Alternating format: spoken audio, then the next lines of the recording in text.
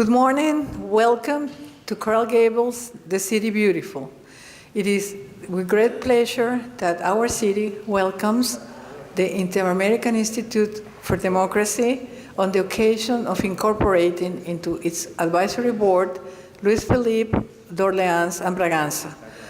Mr. d'Orléans and Bragança is a member of the Brazilian parliament and a very distinguished thinker on development problems.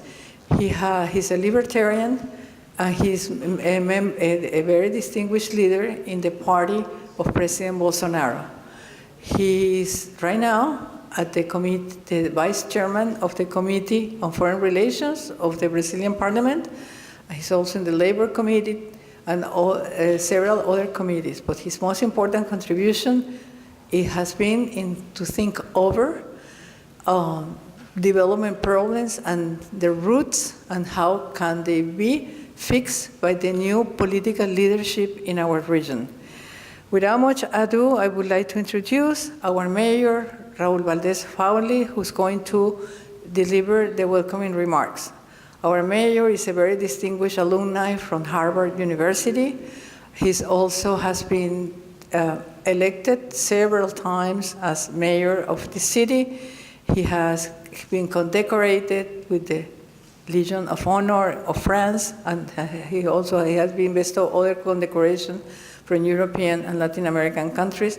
But if you have to define our mayor with just one word, I would say he's a fighter. He has fought for democracy and freedom in the hemisphere, but he also has fought for rights in the United States and for the well-being of the people of Coral Gables. Without any more to say, I would like to introduce Raúl Valdés-Fauli, the Honorable Mayor of Coral Gables.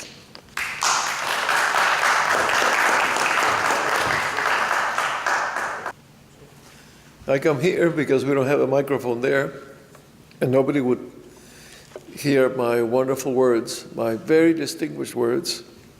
I'm kidding. On behalf of the city of Coral Gables, I'd like to welcome the Honorable Luiz Philippe d'Orléans e Bragança,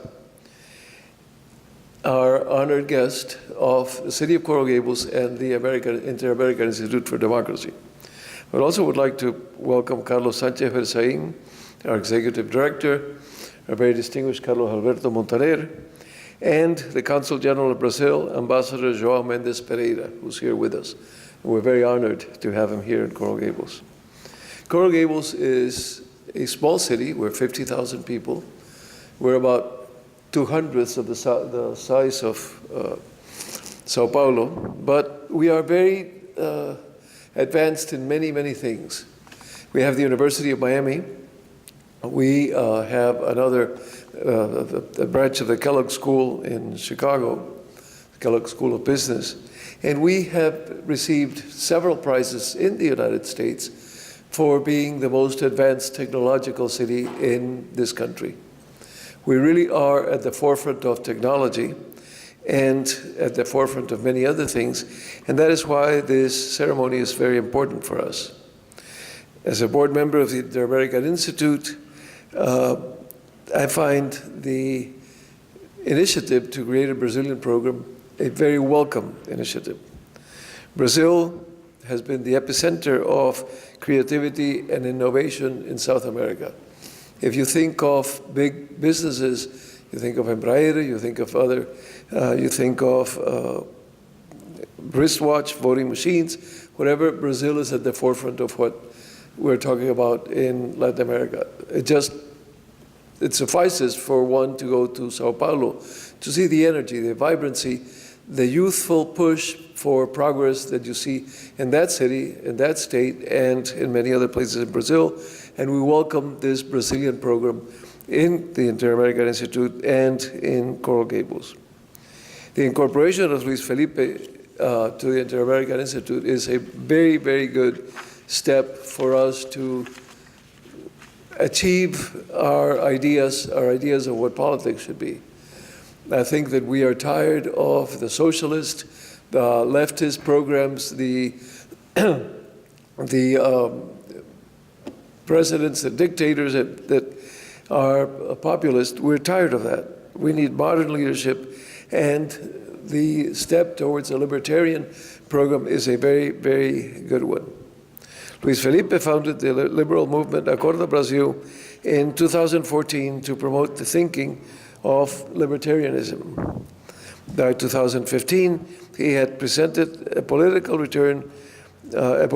reform bill to the Chamber of Deputies, and he participated in the development and intermediation of the Federal Senate in 2016 of a constitutional amendment project, PEC, that allows non-confidence vote of a president.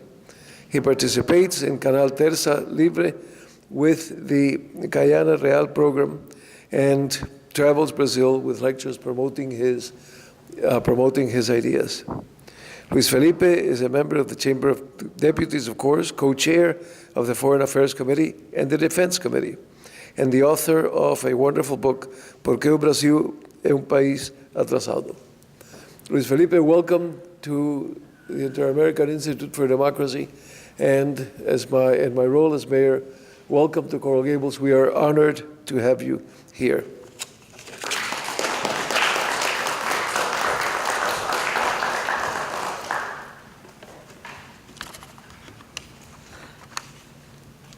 Thank you, Mr. Mayor. Now, in order to introduce the work and the strategy for, as a think tank and as an advocacy group of the Interamerican Institute for Democracy, we have a privileged speaker here, which is Mr. Carlos Sánchez Berzaín, who has been 5 times Minister of Cabinet in Bolivia, a very distinguished lawyer, and also author of several books dealing with development and democracy problems in Latin America. More recently, he has spearheaded a group that is researching on a scourge that has appeared in our continent, which is that of organized crime penetrating some governments in our region in order to create mafia states.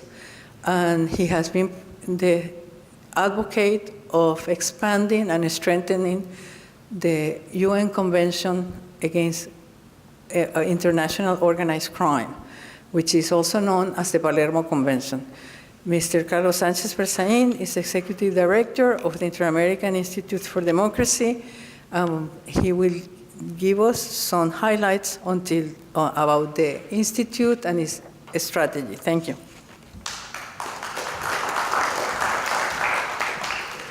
Quiero empezar agradeciendo la hospitalidad de nuestro alcalde y miembro del Consejo Directivo del Interamerican Institute for Democracy, Raúl Valdés-Fauli, saludando a nuestro invitado de honor y miembro que se incorpora hoy a los trabajos y actividades de la institución, Luiz Philippe de Orleans y de Braganza, el príncipe, el diputado, el intelectual brasilero que le viene a dar fuerza al trabajo que el Interamerican hace en toda la región.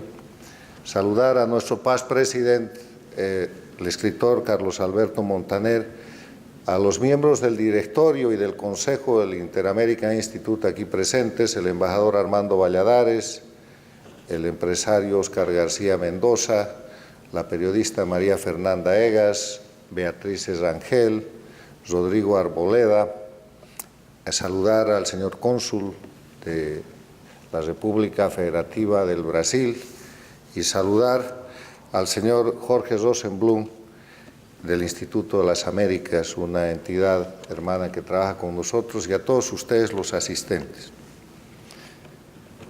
Permítanme explicar o recordar brevemente que el Interamerican Institute for Democracy es un think tank de los Estados Unidos organizado bajo las leyes de Estados Unidos con oficinas principales en la Florida, con el propósito de promover, defender, difundir, educar los principios y valores relativos a la libertad, la democracia, los derechos humanos y la institucionalidad en las Américas.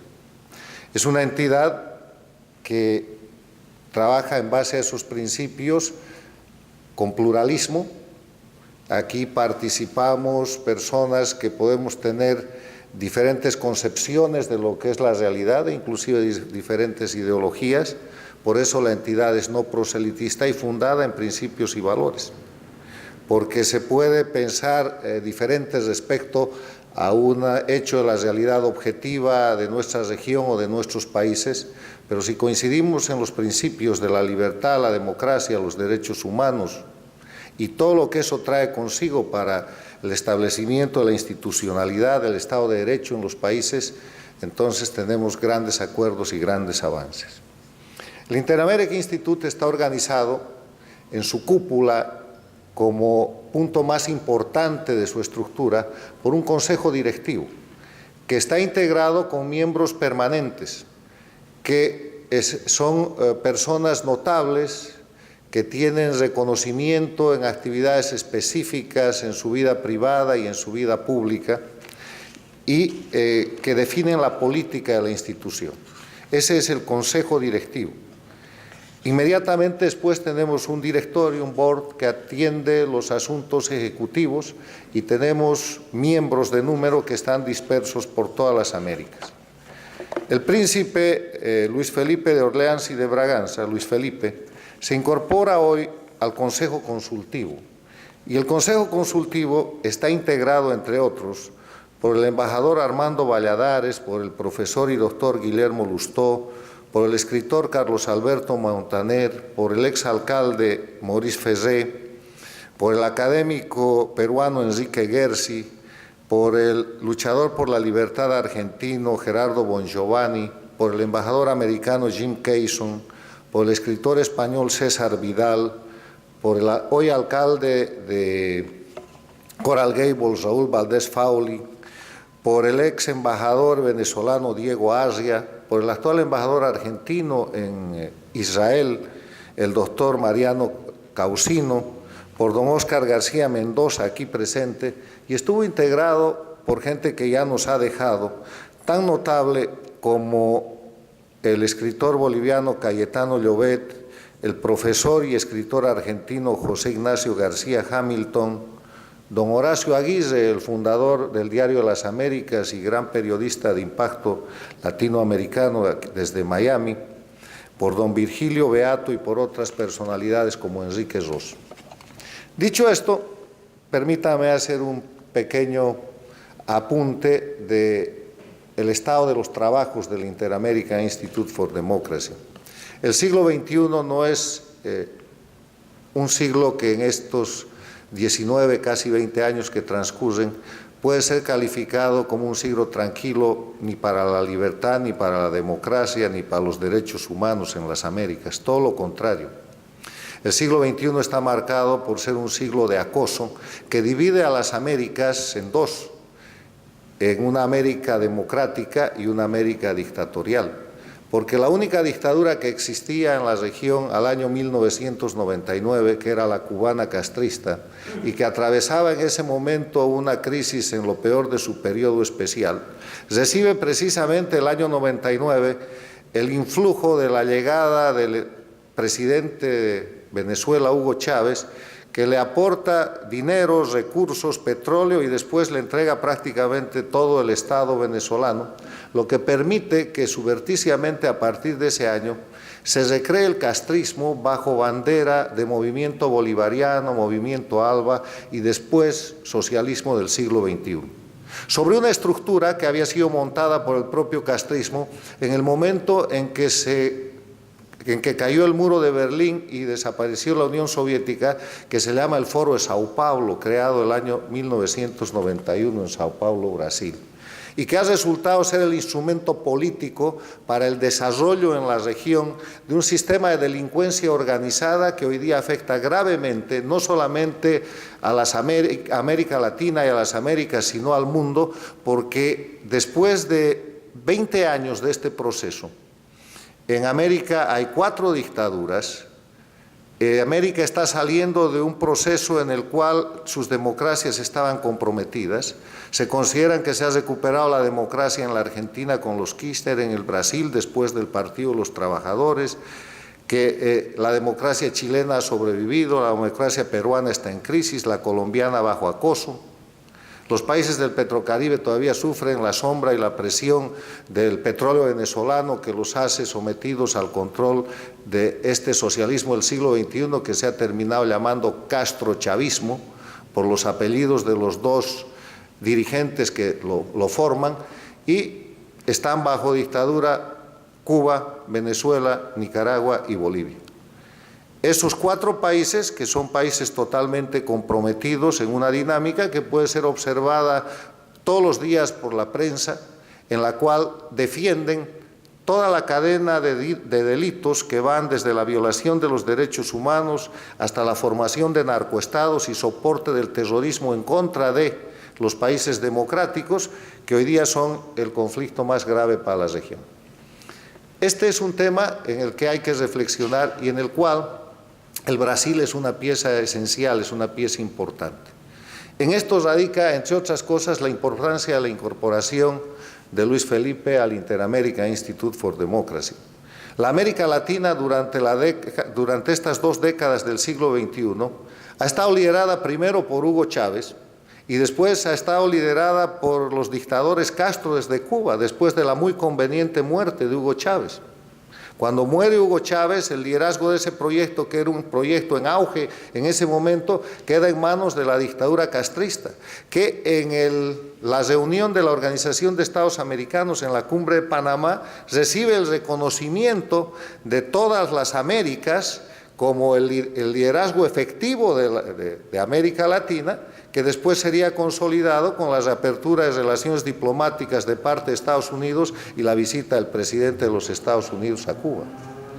Ese liderazgo ha ido mermando porque han ido perdiendo presencia y porque sus acciones no políticas y delictivas han sido puestas en evidencia, entre otras cosas por un escándalo esencial que tiene que ver con el Brasil, que se llama Lava Jato, o que en su momento se llamó el escándalo de Odebrecht, que en verdad debería llamarse el escándalo del Foro de Sao Paulo, porque no hubiera sido posible sin los fondos federales que Lula pone a disposición para manejar todo ese sistema que después termina siendo lo que hoy día se conoce como un escándalo que todavía afecta y afectará a los países de América Latina. La importancia de la incorporación de Luiz Philippe, que además de ser una persona de formación profesional extraordinaria, es un demócrata probado, es un político en actividad, es un diputado federal en el Brasil y es el vicepresidente de la Comisión de Asuntos Internacionales y de Defensa y de otras comisiones en el Congreso de los Diputados brasileños, es esencial para entender y para incorporar desde el Brasil y hacia el Brasil este análisis de las Américas y de América Latina. Personalmente yo creo que el liderazgo de América Latina está cesante y que después de haberse tentado en la posibilidad de que el presidente Macri ejerza ese liderazgo sin éxito y de haber tentado de que lo haga el presidente Duque de Colombia, también sin resultados, la invitación está servida para que el Brasil tome ese desafío. Con esa visión doy hoy día la bienvenida y me permito presentar a ustedes a nuestro amigo, dilecto y extraordinario ciudadano brasilero y de las Américas y nuevo miembro del Consejo Directivo del Interamerican Institute for Democracy, don Luiz Philippe de Orleans y de Braganza. Muchas gracias.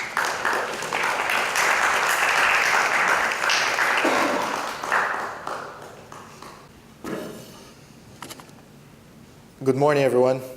I'm going to do this in English, mainly because we are in the United States and many of the values that we carry in Latin America come from this country, at least in the formation of the initial revolution that took place in this country and how it influenced the organization of Latin America. I would like to thank the Interamerican Institute for Democracy for accepting me for the invitation. I'm very happy to be here. I'm very happy also to be and to know the city of Coral Gables. Thank you very much for providing this session. And we'd like to have a few words here with you regarding what I think is one of the key issues of going forward in Latin America. And the issue is understanding the problems that affect us all. And Brazil is probably one of the examples of these problems that are recurring problems in our political organization as well as our economic choices that we make going forward. Just to go back in time, in 1984, when my parents were visiting China with a group of businessmen from the United States and Canada and others from Latin America, and at that point in time, China was liberalizing its economy. In 1978, they put forth their 50-year plan where they decided to give private property a chance. They decided to give free market economics a chance in 1978. So this is a few years after the liberalization or the option of China to liberalize its economy. And at that point, what happened was my parents, as well as everybody that was visiting China at that point, realized, and many of the American business people, they were slapping my parents on the back saying, you know, Brazil's going to have it great for you this next few decades because China can only produce satin and porcelain, and there's nothing else in China that would be of interest for the West. This is 1984, and then already in the mid-90s, we were feeling the mistake of that argument and how we missed the boat entirely as a country. And why was that taking place? And later on in our evolution, not knowingly that the 90s were the lost decade for Brazilian, within the Brazilian history books, we didn't change much from that scenario. We didn't learn much from that experience of losing the boat and missing the boat on that front. Later on, banks and successive analysts saying, you know, the policies that are being chosen and going forward as an economic policy will not bring forth to sustainable growth. It will fail eventually, especially the populist policies of paternalistic policies that come with the socialist agenda. So at that point, and especially the culmination of these policies in 2014, I found myself as a small business person coming from an environment of large companies, having worked with large companies, and then decided to launch my own business in Brazil, and realized that I was spending too much money on my accountants and lawyers, and was not spending much money in investing in the business. And I realizing that accounting and lawyers were being so relevant for maintaining my business afloat because there were regulations changing every day. At least 3 or 4 different new tax laws being passed or changes taking place. So I couldn't keep up as a small business person. With that, I needed a good lawyer, needed a good accountant, and said, how many small businesses in Brazil can afford this type of counsel? Very few. So I realized that Brazil is not organized for the small and business entrepreneurs. They're not organized for people that want to get out of being an employee and becoming an entrepreneur. And then that was creating a bit of a revolt in on my political thought, and I started going back to the books and addressing Brazil as a problem and Brazil as an exercise, as if I was not a Brazilian, and trying to determine what was really the problem of Brazil. And of course, the main narrative that you see in Brazil, and I think probably in Latin America, because this is a socialist, a progressive narrative, is that Brazilians are intrinsically wrong. We are morally wrong. We have no virtue. We are corrupt as a population. We have no ways of organizing ourselves because we are fond of the Brazilian jeitinho, the way that Brazilians act regarding laws and structures, and we don't obey, and we're not for any type of serious institution because we try to always bypass or corrupt these institutions and delegitimize all these institutions that come forth. So that is our way, that is our culture, that is our being, and that's not going to change. So with that premise, the implications are we need a big state. We need bureaucrats and we need politicians to tell us, beasts, how to react, how to organize ourselves.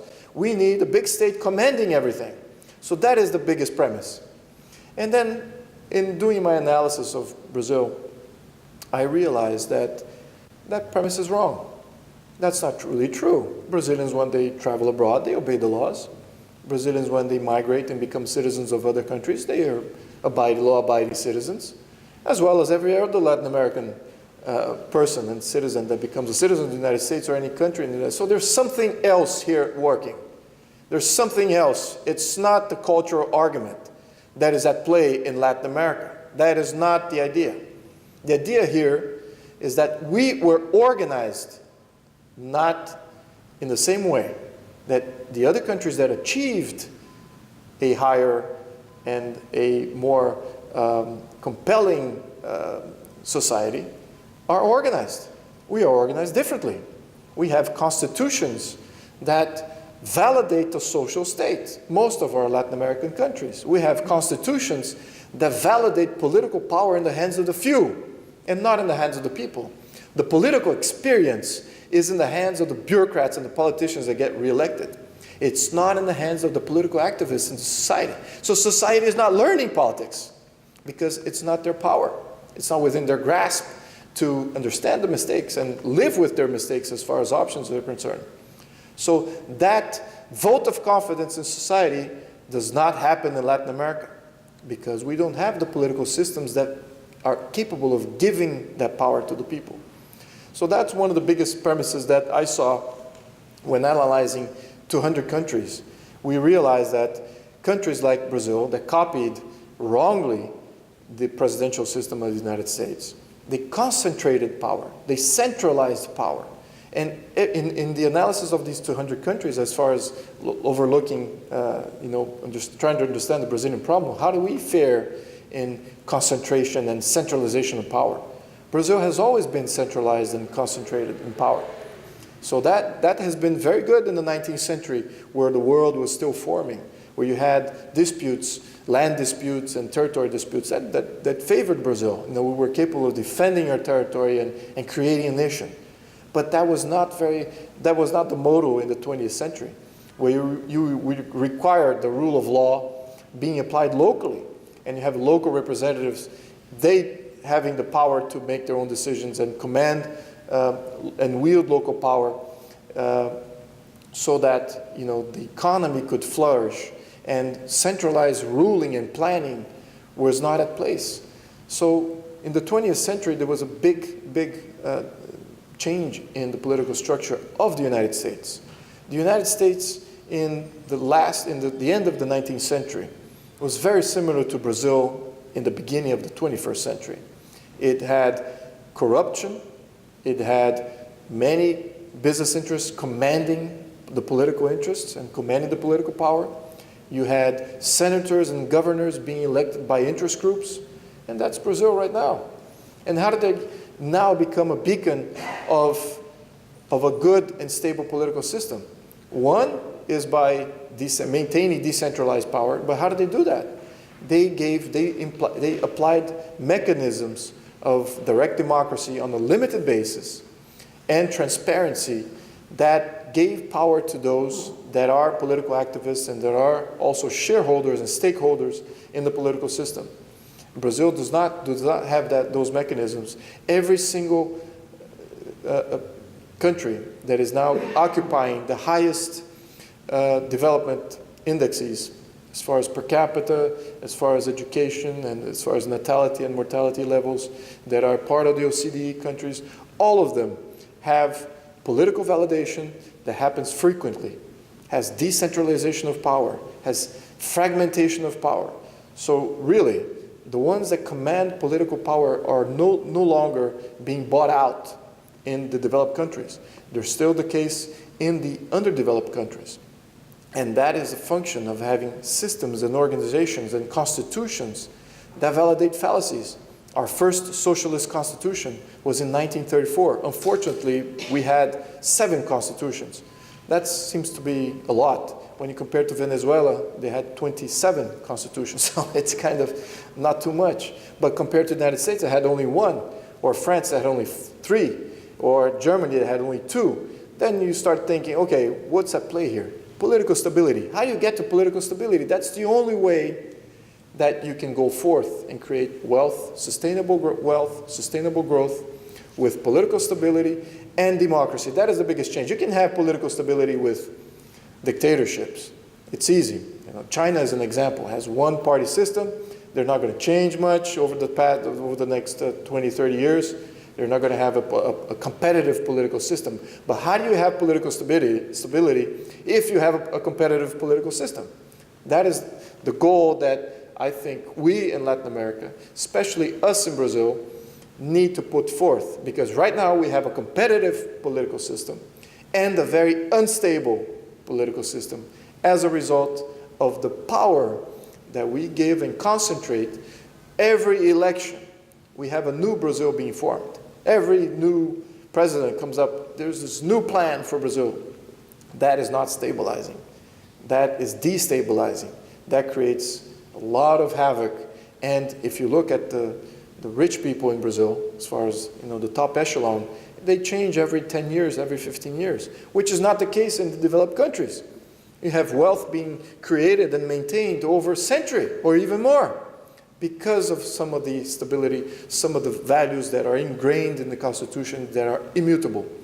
So the idea here is for us to understand on a very scientific level, what are these values that we need to maintain in our constitutions? What is the political organization that will make sure that we have democracy, a competitive democracy, open democracy, and yet a stable political system that will allow for economic growth over time?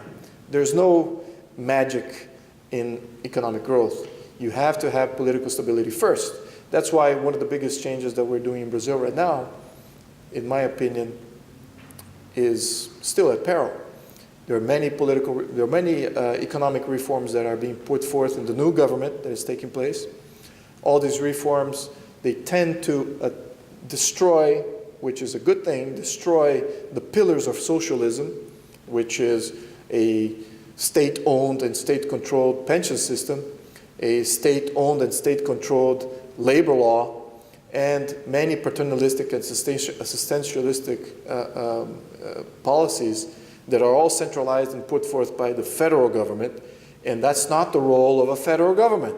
And that's why it's one of the main destabilizing forces in Brazil right now in the economic system, is those three pillars. And some reforms that are being put forth tend to go against these pillars, and that's why a lot of the political upheaval is happening in Brazil at this point. However, even if these reforms are successful, which I think they will be, it's still not going to be permanent.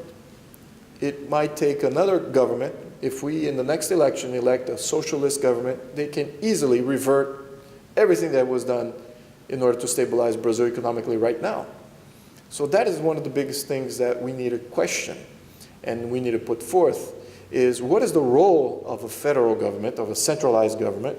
What is their real role, and the least amount of things that they can do, or if they are only eligible of doing what only they are capable of doing, that would be the stabilizing force. And determining that is the exercise that we haven't gone through as of yet. The role of the state is still a very ubiquitous role, where it has to be involved in everything in Brazil. So we haven't gone through that exercise, this stabilizing exercise of making sure that our centralized government is doing the least as possible.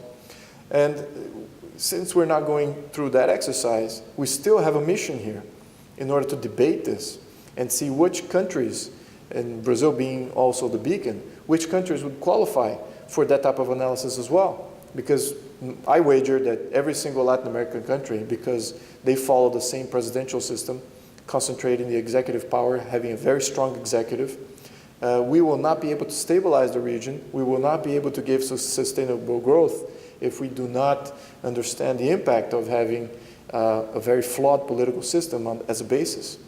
So that's one of the biggest things that I think I can contribute here to this debate and to the missions. Brazil, as far as a country, it has to lead the region out of this political organization that will always throw us back into instability. And it has this ability to do so because it is a broad country, it is diverse, it is decentralized by force of nature and force of its sheer size. So you have competitive political forces in Brazil that save us from becoming a totalitarian, centralized country. The other countries that are in the region, especially the smaller ones, they do not have this luxury. They are centralized by nature. They have one big city dominating the political spectrum. They command from only one parliament. In Brazil, we have 27 parliaments. So there's less of a political debate going on as far as regionality and diversity is concerned, and there's less competition being put forth by the political system. So in that aspect, these are smaller countries, they have less to contribute on maybe this debate, but I think Brazil can lead this way because that's exactly what's happening in Brazil right now. All the fight that was happening for corruption, against corruption, came from the fact that the judicial system is fragmented, is independent, and not only it's independent, so there's fragmentation of power, but it's decentralized. So remember, it was Juiz Sérgio Moro was from the state of Paraná, so it's already a decentralized organization of a fragmented power, and they worked independently. So that's what's saving Brazil and the country right now. So see the benefit of having powers competing for each other in full transparency. That is what we need to focus on. That's how we need to proceed, and that's how we need to evolve. So here's the mission of understanding the role of Brazil in this political future. It's easy to point out that we have a very broad economy, but at the same time, it's very interesting and very, probably the debate that we haven't had yet is what is the political role and what is the political mission that Brazil has for the region in order to put forth a good example and to take these countries that are not having this debate or will never have this debate, and maybe they can adopt some of the political organizations and some of the political structures that we will have to adopt in order to stabilize our huge country. So that's the relevance that I see here is beyond the economic side. There is a political side as well as a social side, which is an inclusion. Brazil is not a xenophobic, has never been a xenophobic country. It's very inclusive as a country, yet it has to understand that it has a sovereignty and has citizenship that needs to be valued, and that is one of the key issues. How do you maintain sovereignty of these individual countries and maintain and validate and make sure that all the citizenships of these individual countries are also validated as much as we Brazilians would like to validate ours and put ourselves in the best light possible. So my friends, thank you very much for having me. And if you have any questions regarding what I'm just putting forth, please let me know. But thank you very much for having me. Thank you very much, City of Coral Gables, for this introduction. Thank you very much.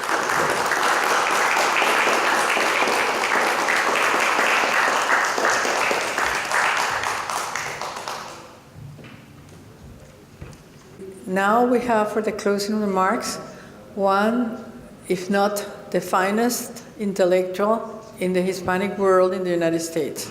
He's written over 30 books.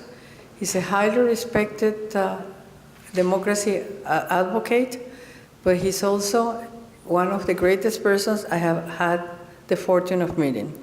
He has been our past president on the Institute, and he's a member of our board of directors. Carlos Alberto Montaner, please.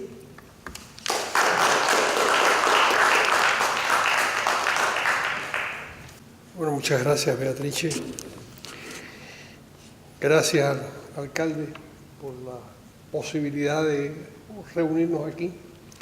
Y muchas gracias a Luis Philippe de Orleans y Braganza por sus palabras. Yo creo que son muy importantes, porque la definición del Estado es clave, y el hecho de que un Estado sea centralizado en un país tan grande como Brasil puede ser letal.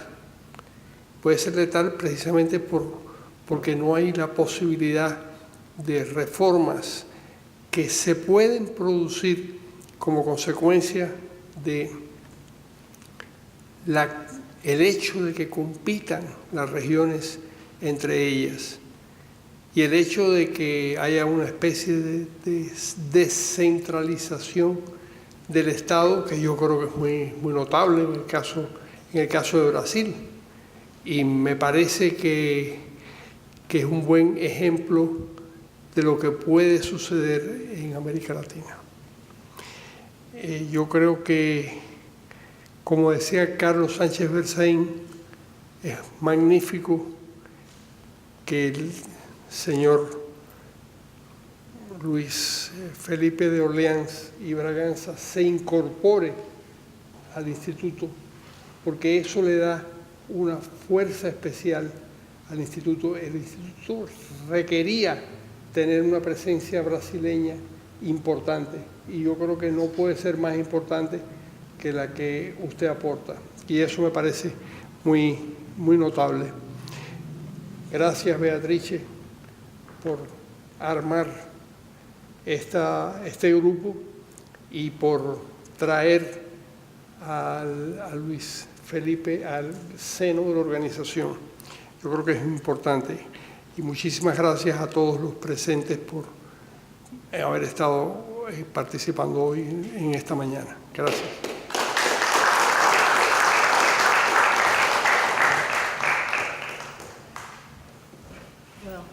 And before we adjourn this meeting, Mayor Valdés-Fauli would like Luis Philippe to take with him Coral Gables so that he has the city in his heart and he becomes a regular guest and potentially a resident in the future. Brazil goes right? I'm not sure.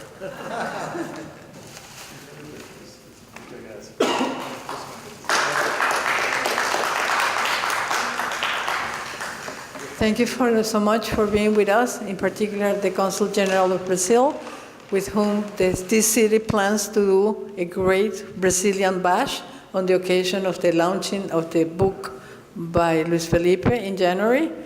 And thank you so much for being with us.